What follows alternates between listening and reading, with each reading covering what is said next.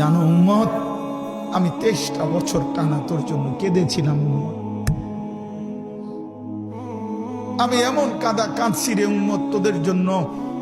এশার নামাজের পরে দাঁড়াইছি, ফজরের আজান পর্যন্ত আমি আমার মালিকের কাছে তোদের জন্য, উম্মতের জন্য চোখের পানি ফেলে কাঁদছিলাম।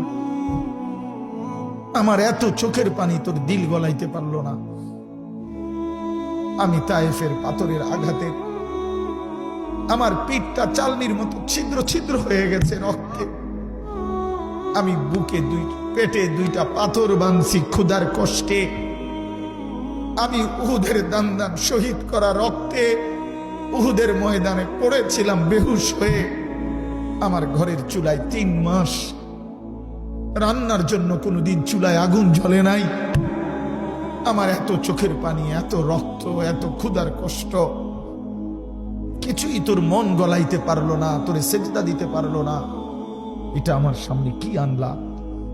আমি এই আমল নামা নিয়ে আল্লাহর সামনে কেমনে দাঁড়াবো?